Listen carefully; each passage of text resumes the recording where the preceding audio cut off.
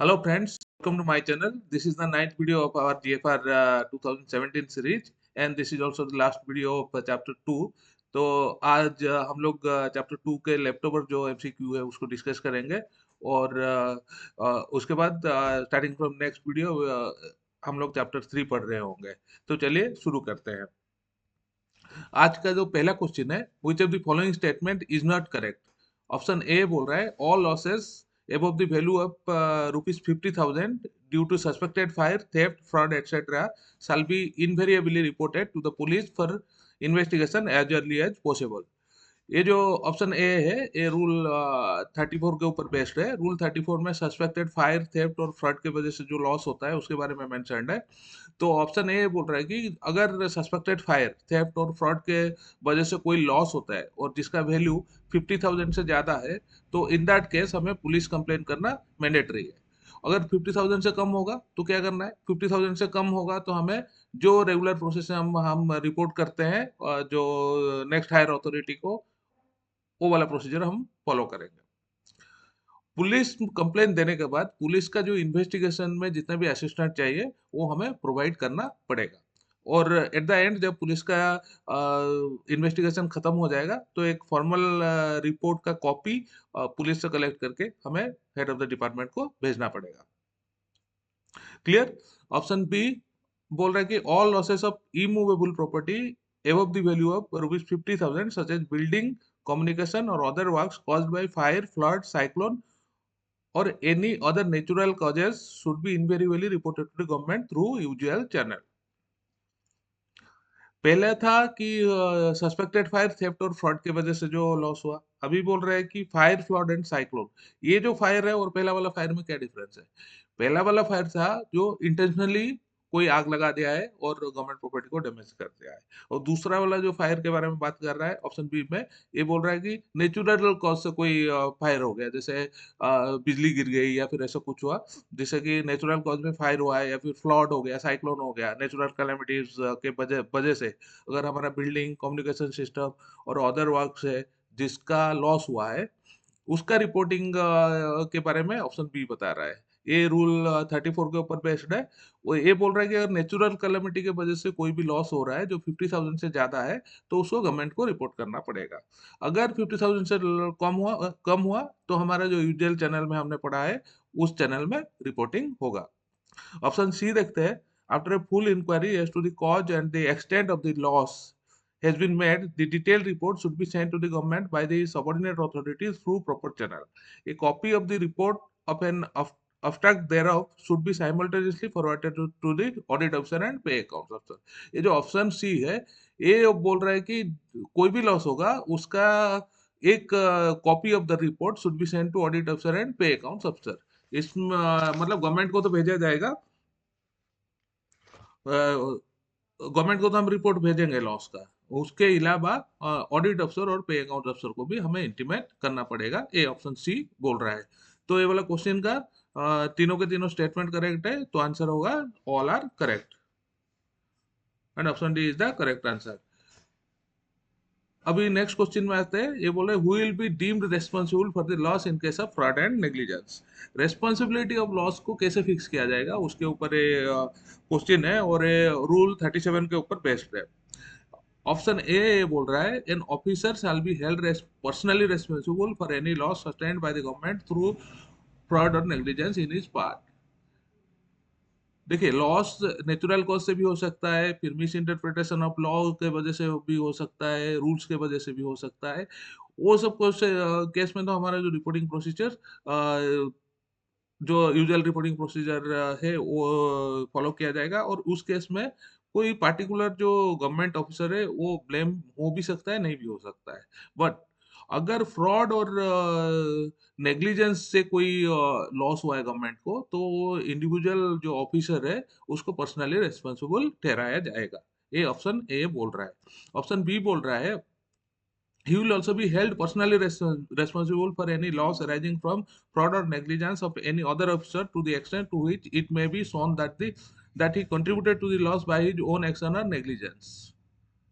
ये वाला इंटरेस्टिंग है।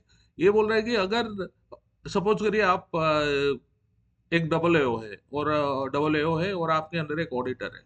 अगर वो ऑडिटर ने अपना कुछ नेग्लिजेंस की वजह से गवर्नमेंट को लॉस कर रहा है और उसका जो इमीडिएटली सुपरवाइजर आप हो और आपने उसको चेक नहीं कर पाया और आपके तरफ से भी नेग्लिजेंस हुआ है, तो आपको भी रिस्पॉन्सिबल ठहराया जाएगा वो गवर्नमेंट का जो लॉस हुआ उसके लिए।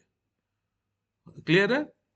मतलब है कि अगर कोई फ्रॉड हो रहा है और नेग्लिजेंस हो रहा है तो पहली बात है आपको डायरेक्टली पर्सनली रेस्पॉन्सिबल ठहराया जाएगा। अगर आपके अंडर कोई काम कर रहा है जिससे नेग्लिजेंस और फ्रॉड हुआ है और आपने उसको अनदेखा करके वो चीज को आगे बढ़ा दिया, इसका मतलब आप भी उसके लिए रेस्पॉन्सिबल हो गए। ऑप्शन सी बोल रहा है the departmental proceeding for assessment of responsibility of the loss shall be conducted according to the instruction contained in the appendix 1 and those issued by the ministry of personnel from time to time। जो भी government official को personally responsible ठहराया जाएगा कोई भी loss के लिए और या फिर फ्रॉड के लिए, उसका जो डिपार्टमेंटल प्रोसीडिंग होगा ना, वो किस लिए होता है departmental proceeding? To assess the responsibility of loss. And वो जो डिपार्टमेंटल प्रोसीडिंग होगा वो कैसे होगा? According to the instruction contain in appendix 1 to the GFR. ये ऑप्शन सी ये बोल रहा है कि अगर कोई भी गवर्नमेंट सर्वेंट पर्सनली कोई फ्रॉड हुआ या फिर लॉस हुआ तो वो गवर्नमेंट सर्वेंट को पर्सनली रेस्पॉन्सिबल ठहराया जाएगा। उसके बाद क्या होगा? जो डिपार्टमेंटल इंक्वायरी उसके खिलाफ शुरू किया जाएगा टू असेस द रेस्पॉन्सिबिलिटी। मतलब उस किस हद तक वो आदमी रेस्पॉन्सिबल है वो लॉस के लिए, उसको फाइंड आउट करने के लिए। उसके बाद क्या है, ये जो डिपार्टमेंटल इंक्वायरी होगा उसका प्रोसीजर कहाँ पे लिखा हुआ है? इसका प्रोसीजर लिखा हुआ है जो अपेंडिक्स 1 ऑफ जीएफआर में उसका डिटेल प्रोसीजर लिखा हुआ है। वो अपेंडिक्स 1 के हिसाब से वो डिपार्टमेंटल प्रोसीडिंग होगा इन एडिशन टू टू जो डीओपीटी जो मिनिस्ट्री ऑफ पर्सनल है, मिनिस्ट्री ऑफ पर्सनल का जो गाइडलाइन है उसके हिसाब से भी होगा। क्लियर है? ये जो क्वेश्चन है इंपॉर्टेंट है। इसमें जो लॉस का जो फ्रॉड एंड नेग्लिजेंस की वजह से लॉस है उसका रेस्पॉन्सिबिलिटी किसका है वो बताया गया है। पहली बात है इंडिविजुअल ऑफिसर को पर्सनली रेस्पॉन्सिबल किया जाएगा इन case of fraud and negligence. अगर उसके सबऑर्डिनेट कोई फ्रॉड एंड नेग्लिजेंस कर रहा है और वो चीज को रोक नहीं पाता है तो उसके तरफ से भी नेग्लिजेंस होता है, तो उस केस में भी वो उस अफसर को जिम्मेदारी रहेगी उसकी वो फ्रॉड और नेग्लिजेंस के लिए। और थर्ड है कि जो एयरिंग ऑफिशियल है जिसके वजह से लॉस हुआ है उसका डिपार्टमेंटल इंक्वायरी करना जरूरी है to assess the responsibility of loss. और वो जो डिपार्टमेंटल इंक्वायरी है वो किसके हिसाब से होगा? अपेंडिक्स 1 ऑफ जीएफआर के हिसाब से होगा। And in addition to that जो मिनिस्ट्री ऑफ पर्सनल ने जो गाइडलाइन दिया है उसके हिसाब से वो इंक्वायरी कंडक्ट होगा। क्लियर? तो इस जो क्वेश्चन है इसका आंसर ये तीनों स्टेटमेंट करेक्ट है और इसका आंसर भी डी होगा and D is the correct answer. अब नेक्स्ट में चलते हैं। ये जो क्वेश्चन है which of the statement are true in relation to the demand for information by audit और अकाउंट्स ऑफिसर। ये जो demand of information by audit और अकाउंट्स ऑफिसर है, ये रूल 39 से लेके 41 तक मेंशन्ड है और ये मोस्ट इंपोर्टेंट रूल है। जो accounts personal and audit personal, आपको ये तीनों रूल पता होना चाहिए। ये वही अथॉरिटी है जिसके बेसिस पे आप इंटरनल ऑडिट कर सकते हो या फिर कोई भी अकाउंट्स को चेक कर सकते हो। तो रूल 39 का जो है उस ये क्वेश्चन का ए में रूल 39 के बारे में लिखा हुआ है। ऑप्शन ए बोल रहा है कि ये subordinate authority shall afford all reasonable facility to the audit अफसर एंड पे अकाउंट्स अफसर for the discharge of his function. मतलब ये जो रूल 39 है जीएफआर का, ये एंटाइटल करता है और मैंडेटरी करता है सबऑर्डिनेट अथॉरिटी के लिए कि he he shall afford all reasonable facility to the audit and account अफसर for the discharge of his function and furnish fullest possible information required by him for the preparation of any official account or report, payments or internal audit। जो subordinate authority है उसका ये responsibility है कि वो accounts अफसर और audit अफसर को ऑल पॉसिबल हेल्प प्रोवाइड करेगा। और ऐसा कोई भी डॉक्यूमेंट है जो वो ऑडिट अफसर या फिर अकाउंट अफसर सबऑर्डिनेट ऑफिसर से मांगता है, सबऑर्डिनेट अथॉरिटी से मांगता है कि हमें ये चीज चाहिए ताकि हम अकाउंट चेक कर सके, रिपोर्ट प्रिपेयर कर सकते हैं, या फिर इंटरनल ऑडिट के लिए हमें इस डॉक्यूमेंट का रिक्वायरमेंट है, तो वो सब डॉक्यूमेंट प्रोवाइड करना सबऑर्डिनेट अथॉरिटी के लिए मैंडेटरी है according to this rule. Option B बोल रहा है, a subordinate authority shall not withhold any information, books or other documents required by the audit officer or accounts officer।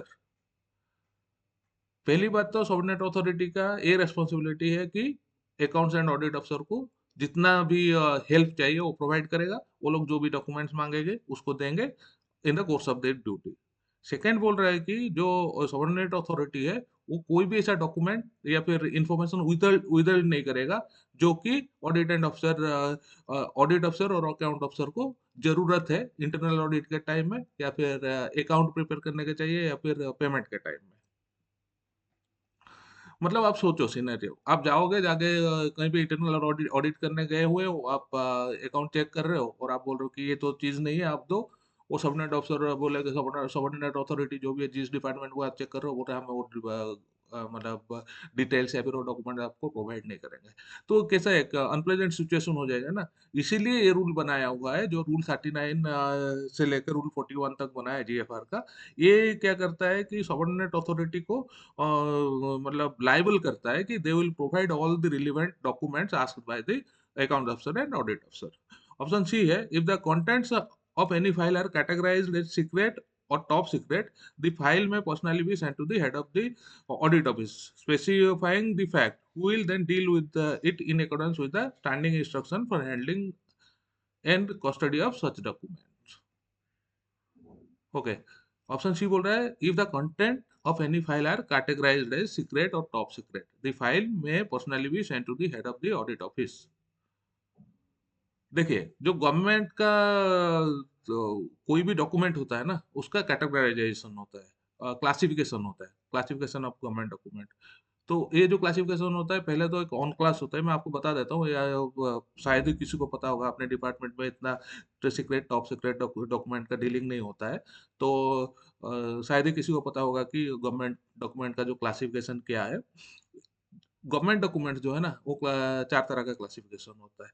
पहले तो on class होता है, ऑन क्लास को छोड़ के चार तरह का होता है। ऑन क्लास मतलब उसमें कोई क्लासिफिकेशन नहीं है, anybody can read that document. उसके बाद होता है रेस्ट्रिक्टेड। रेस्ट्रिक्टेड डॉक्यूमेंट वो होता है जो एक पार्टिकुलर डिपार्टमेंट के अंदर ही डिपार्टमेंट के लोगों के लिए मतलब वो that is meant for a particular department, उस डिपार्टमेंट को लोग ही उसको पढ़ सकते हैं। रेस्ट्रिक्टेड के बाद आता है हमारा कॉन्फिडेंशियल। कॉन्फिडेंशियल मतलब सपोज करिए एक जैसे हमारा कोई ऑफिस है, ऑफिस में एडमिन सेक्शन है। अब एडमिन सेक्शन में एम्प्लॉइज का बहुत सारा पर्सनल डाटा डील होता है। उनका सपोज करो कोई किसी का कोर्ट केस चल रहा है, किसी का कुछ चल रहा है, कोई एम्प्लॉय का, वो सब एडमिन सेक्शन में रहता है।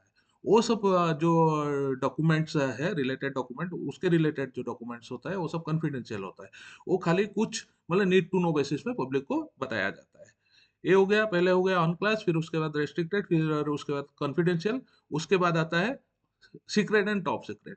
सीक्रेट एंड टॉप सीक्रेट वो डॉक्यूमेंट होता है जिसका जो कंटेंट है उस वो अगर लीक हो गया तो मतलब नेशनल इंटीग्रिटी या फिर नेशनल जो कंट्री को ना बहुत सारा हैम्पर पहुंचेगा अगर वो मैटर लीक होके एनिमी के पास पहुंच गया। उसको सीक्रेट और टॉप सीक्रेट कैटेगरी में डाला जाता है। सीक्रेट और टॉप सीक्रेट डॉक्यूमेंट को हैंडल करने के लिए या फिर उसको अपने पास रखने के लिए उसका डिटेल गाइडलाइन डीओपीटी के द्वारा दिया गया है। और जो सीक्रेट और टॉप सीक्रेट डॉक्यूमेंट है वो कुछ पार्टिकुलर रैंक के अफसर है, उसके ऊपर होने पर ही वो उसको हैंडल कर सकते हैं। तो ये ऑप्शन सी ये बोल रहा है कि अगर सीक्रेट आपने कोई डॉक्यूमेंट मांगा audit during the course of audit, आपको एक सीक्रेट या फिर टॉप सीक्रेट फाइल का जरूरत पड़ी, तो उस केस में सबऑर्डिनेट अथॉरिटी क्या करेगा, उसको जो head of the audit office को भेजेगा। Head of the audit office को क्यों भेजेगा? क्योंकि एज ए ऑडिटर और as a double AO we are not authorise to handle a secret document, secret और टॉप सीक्रेट डॉक्यूमेंट। तो वो सीक्रेट और टॉप सीक्रेट डॉक्यूमेंट जाएगा head of the audit office के पास। वो हेड ऑफ द ऑफिस जो है उसको कैसे हैंडल करना है, क्या मतलब कैसे रखना है, कैसे उसको कस्टडी में रखना है, कैसे उसको हैंडल करना है, उसका डिटेल्स गाइडलाइन है, वो उनको पता है। You will follow that guidelines and हमें जो पर्सन का रिक्वायरमेंट है, जो पर्टिकुलर इंफॉर्मेशन उस फाइल से रिक्वायर्ड है, उसको वहां से लेंगे ताकि हमारा ऑडिट हो सके। होप आपको ये चीज क्लियर है। तो इसमें सबसे इम्पोर्टेंट है रूल 39 और रूल 40। रूल 39 और 40 वो रूल है जो सबऑर्डिनेट अथॉरिटी को मतलब गाइडलाइन दिया है कि वो हेल्प करेगा अकाउंट्स ऑफिसर को और ऑडिट अफसर को। और सारा डॉक्यूमेंट जो भी अकाउंट अफसर और ऑडिट अफसर डिमांड करेंगे वो प्रोड्यूस करेगा। ये आपको याद रखना है। Rule 39 and rule 40। रूल 41 में हैंडलिंग ऑफ क्लासिफाइड डॉक्यूमेंट के बारे में बताया हुआ है। अगर during the course of audit हमें कोई ऐसा डॉक्यूमेंट चाहिए जो कि सीक्रेट या फिर टॉप सीक्रेट है, तो सबऑर्डिनेट अथॉरिटी उसको head of the audit office को भेजेगा, वो उसको देखेंगे। होप इतना आपको क्लियर है। तो ये जो क्वेश्चन है इसका आंसर भी ऑप्शन डी है, ऑल आर करेक्ट। तो इसके साथ हमारा चैप्टर 2 खत्म हो रहा है। और आई होप कि आपको चैप्टर 2 का सारे जो भी कंटेंट है, इंपोर्टेंट कंटेंट है, उसका एक बेसिक आइडिया हो गया है। और कल से हम लोग चैप्टर 3 स्टार्ट करेंगे। तो आज के लिए इतना ही। Goodbye, have a great day.